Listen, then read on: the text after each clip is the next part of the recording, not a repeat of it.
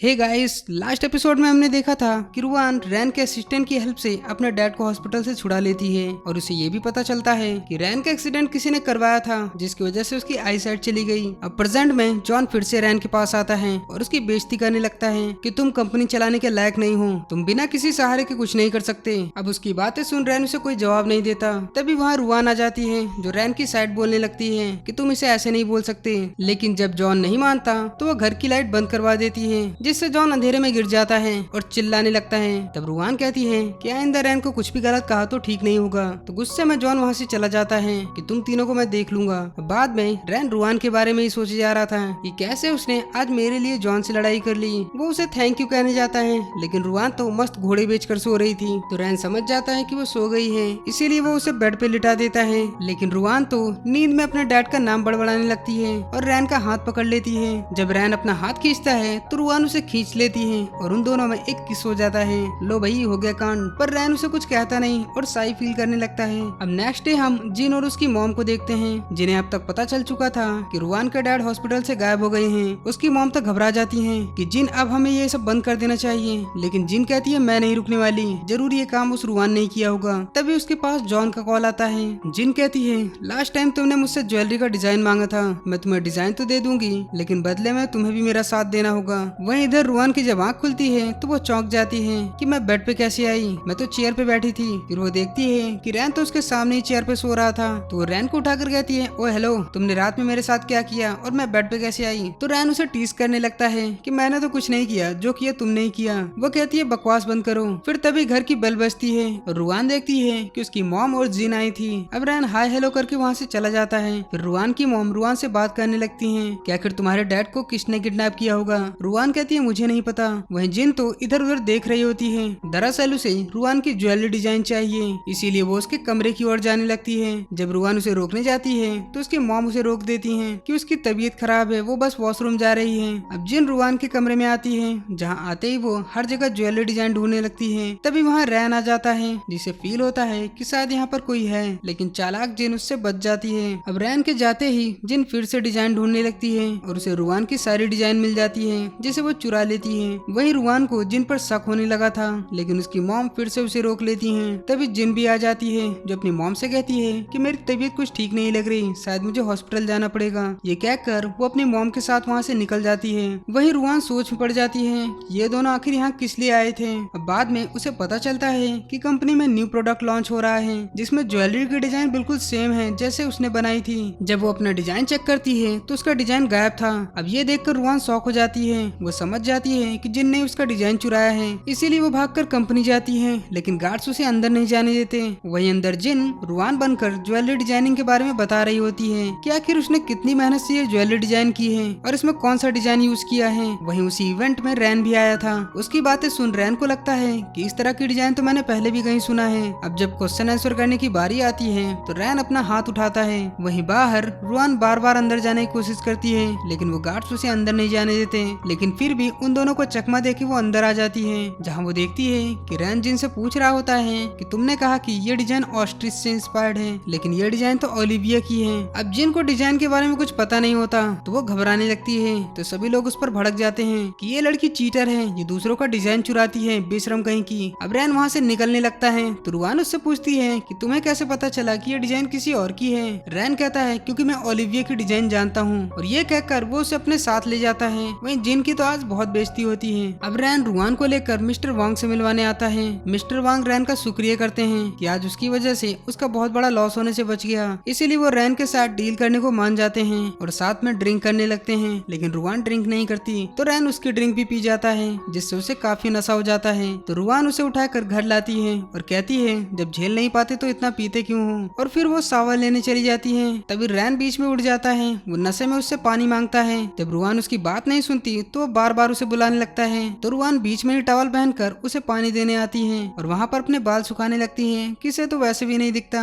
लेकिन तभी अचानक से रैन को कुछ धुंधला धुंधला दिखता है। वो देखता है कि उसे टॉवल दिख रहा है। जब वो टॉवल खींचता है तो रुआन चिल्ला पड़ती है कि ठरकी कहीं के ये क्या कर रहे हो, और वहाँ से जाने लगती है। लेकिन उसका टॉवल रैन के पैर के नीचे था तो वो उस पर ही गिर पड़ती है। रैन नशे में कहता है कहीं मैं सपना तो नहीं देख रहा। रुआन कहती है पहले अपना हाथ हटाओ, तुम्हारा हाथ कहीं और ही है। ये कहकर वो वहाँ से चली जाती है। अब नेक्स्ट डे देखते हैं कि रैन के डैड रैन से काफी खुश होते हैं कि रैन ने मिस्टर वांग से इतनी बड़ी डील ले ली। आखिर उसने साबित कर दिया कि वो जॉन से काफी अच्छा है, वो अकेले ही कंपनी संभाल सकता है। वहीं ये बात जॉन चुपके से सुन रहा था, जो सुनने से बहुत गुस्सा आता है। और अब हमें ये पता चलता है कि जॉन और जिन का चक्कर चल रहा है। जिन इवेंट में बेइज्जती होने की वजह से अभी भी काफी दुखी थी, वो रैन से बदला लेना चाहती थी। वो जॉन से कहती है कि अब रैन और रुआन साथ हो गए हैं, अब हम उनका कुछ नहीं बिगाड़ सकते। जॉन कहता है तुम चिंता मत करो, एक अंधा और एक बेवकूफ लड़की, उन दोनों को तो मैं अकेले ही संभाल लूंगा। अब नेक्स्ट डे जब रैन मीटिंग के लिए वांग से मिलने जाता है, तभी वहाँ वांग की सेक्रेटरी आती है। वो कहती है कि मीटिंग तो कैंसिल हो चुकी है,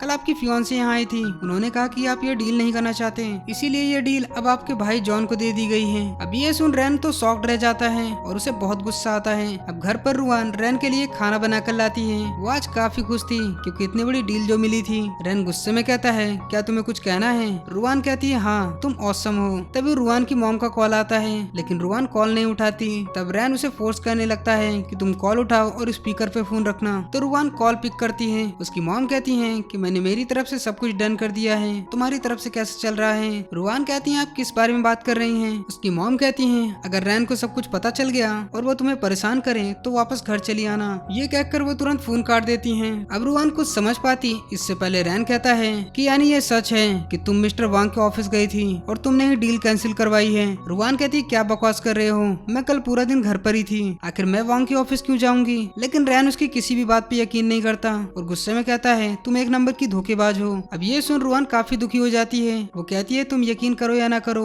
लेकिन मैं सच कह रही हूँ। तो रैन उस पर चिल्ला पड़ता है कि तुम्हारी मॉम झूठ क्यों कहेंगी, वो तुम्हारी फैमिली है। रुआन कहती है वो किस तरह की फैमिली है ये तुम नहीं समझ पाओगे। ये कहकर वो गुस्से में खाना फेंक कर वहाँ से चली जाती है। वहीं इधर जिन और जॉन सेलिब्रेट कर रहे थे कि रैन कितनी आसानी से बेवकूफ बन गया, आखिर तुम्हें ये आइडिया आया कहाँ से? जिन कहती है कि ये सब तो मैं रुआन के साथ हमेशा करती आ रही हूँ, लेकिन अब मैंने तुम्हारी हेल्प की तो तुम्हें भी मेरी हेल्प करनी होगी। तो जॉन कहता है ठीक है, मैं तुम्हें रुआन ग्रुप का ऑनर बनाने में हेल्प करूंगा। लेकिन जॉन को देख के लगता है कि उसके दिमाग में तो कुछ और ही खिचड़ी पक रही है। अब रात में रैन रुआन के बारे में सोची जा रहा था कि वो इतना कॉन्फिडेंस से कह रही थी, कहीं वो सच तो नहीं कह रही थी। इसीलिए वो अपने असिस्टेंट को कॉल करता है कि सीसीटीवी में देखो कि क्या कल मेरी फियांसे घर से बाहर गई थी। वहीं इधर रुआन भी काफी परेशान थी कि कंपनी वाले झूठ तो नहीं बोलेंगे, यानी जिन कल कंपनी गई होगी डील तोड़ने और सारा नाम मेरा लगा दिया। अब ये बात बताने वो रैन के कमरे के बाहर आती है, लेकिन फिर वो रुक जाती है कि अगर मैंने उसे बता दिया तो वो कौन सा मुझ पर यकीन करेगा। वही रैन का असिस्टेंट बताता है कि मैंने सीसीटीवी चेक कर लिया है, आपकी फियांसे कल घर से बाहर नहीं गई थी। अब ये सुन रैन को काफी गिल्टी फील होने लगता है क्योंकि उसने रुआन को इतना सुना जो दिया था।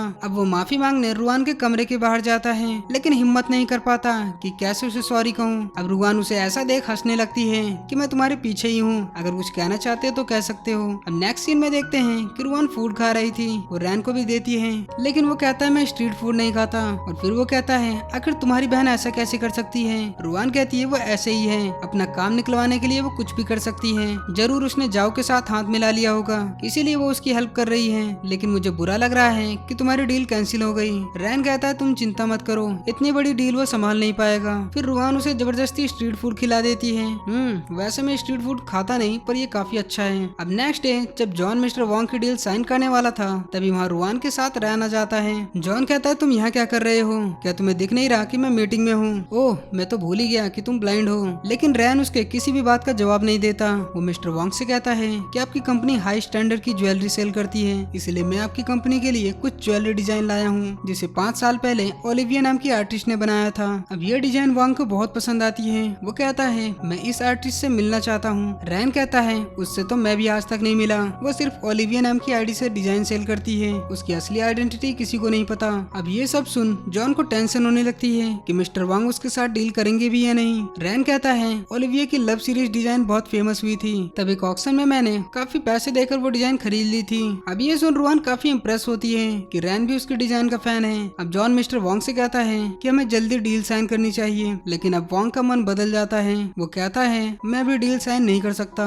मुझे सोचने के लिए कुछ टाइम चाहिए। अब डील हाथ से जाता हुआ देख जॉन को बहुत गुस्सा आ रहा होता है। अब वो गुस्से में जिन के पास आता है कि उस अंधे ने फिर से मुझे हरा दिया, लगता है मैं कभी भी उससे जीत नहीं पाऊंगा। जिन कहती है अगर रैन को हराना है तो पहले मेरी बहन को रास्ते से हटाओ, उसके लिए मेरे डैड की जरूरत पड़ेगी, जिसके लिए वो कुछ भी करने को तैयार हो जाएगी। मुझे शक है कि उसी ने रैन के साथ मिलकर डैड को छुपाया है। जॉन कहता है अगर ये सच है तो जरूर उसने डैड को हमारे 3 हॉस्पिटल में से किसी एक में छुपाया पाया होगा। वो इधर रुआन के ड्रामा देख रही होती है, तभी उसमें रोमांस का सीन आ जाता है तो वो वॉल्यूम धीमा कर देती है। रैन कहता है तुम के ड्रामा इतना पसंद करती हो? रुआन कहती है नहीं नहीं, मैं तो शरीफ लड़की हूँ, मैं ये सब नहीं देखती। फिर वो कहती है वैसे तुम्हें क्या लगता है कि ओलिविया लड़की होगी या लड़का? रैन कहता है लड़की, क्योंकि ऐसी डिजाइन सिर्फ कोई लड़की ही बना सकती है। रुआन कहती है कहीं तुम उसे पसंद तो नहीं करते? तो रैन उसके करीब आकर कहता है क्यों, क्या तुम्हें जलन हो रही है? रुआन कहती है मुझे क्यों होगी, कहीं वो ओलिविया बुढ़ी निकली तो? ये कहकर वो वहाँ से निकल जाती है और अपने रूम में आकर ब्लश करने लगती है। फिर तभी उसे कॉल आता है कि तुम्हारे डैड को हॉस्पिटल से ट्रांसफर कर दिया गया है। अब ये सुन रुआन भागते हुए हॉस्पिटल में आती है जहाँ उसके डैड नहीं होते।